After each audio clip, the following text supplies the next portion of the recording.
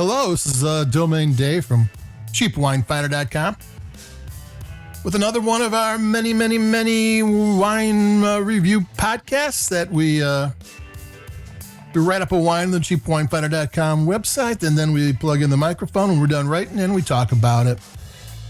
If you first time here, we've been doing this, the review website for 15 years, the podcast for a couple of years.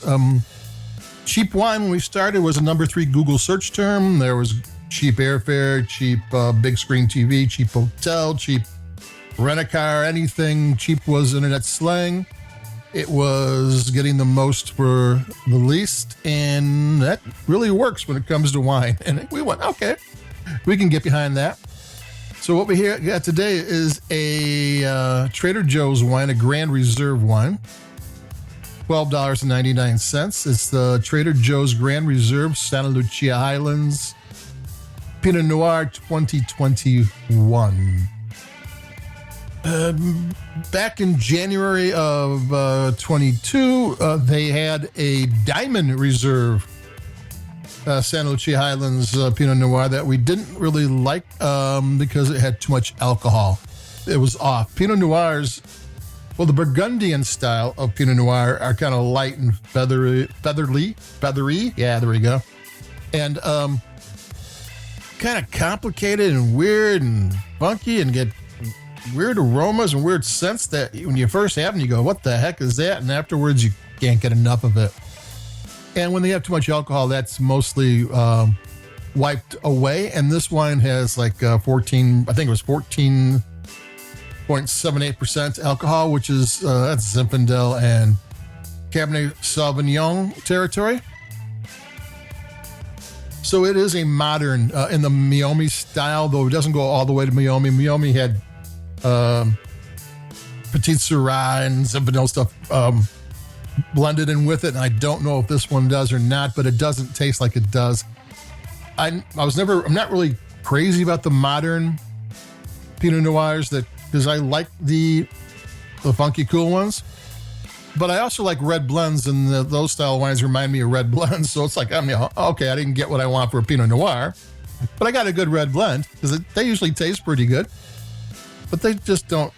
For me, they're not Pinot Noirs, and for me, this one isn't really either. Let's take a little sip of it because it does taste good, but it just doesn't. When I got a need for Pinot, it doesn't do it for me.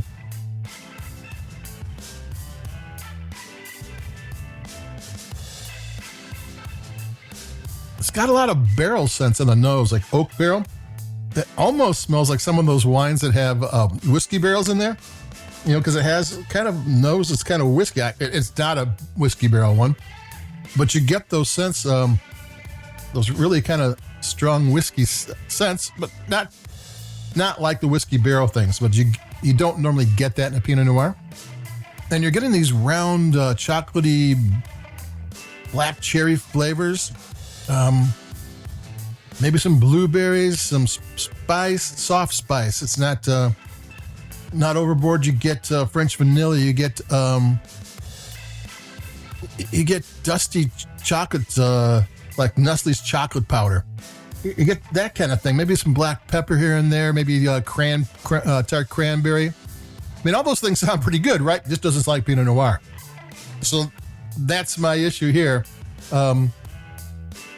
If you're looking for one of the things, we're coming up on Thanksgiving 2023. And one of the reasons you grab a Pinot Noir, a Burgundian style Pinot Noir, not a new modern style Pinot Noir, is because turkey meat is kind of not the most flavorful thing in the world, and a Pinot Noir won't overpower it. Plus, it main flavor is cherry, and that kind of goes with the whole harvest feast kind of thing. So it does fit right in, and plus it's got good acidity. So when you're having all these gooey side dishes and what have you, it cuts right through that. So Pinot Noir does really well for Thanksgiving, but this one's a little bit too much, I think. Not that you can't have it afterwards, a glass afterwards, or even before while watching TV on the football game, but I don't think this is, if you're going to a classic pairing, this one isn't it. Santa Lucia Highlands is in Monterey. It's about a 45-degree angle coming off the Monterey Bay. It runs along the Salinas River, and it's on the eastern side in the foothills of the mountains. I don't remember what mountains they are, but that's where all the vineyards are, and there's some really, really good vineyards. This is $12.99, and a typical Santa Lucia Highland Pinot Noir starts at maybe 20 and goes up to 120, 130. There's some big names in California who have vineyards there, and their wines are really expensive. Most of the wines are 40 to 50 to 60 in that area, 35. They're sprinkled in there. $12.99 is low, real low. Yeah, and there, like I said, there are some of the godfathers of California wine grow grapes there. So like Pizzoni and Han, and there's more, but that doesn't have anything to do. But it's a very good place to be looking for wine.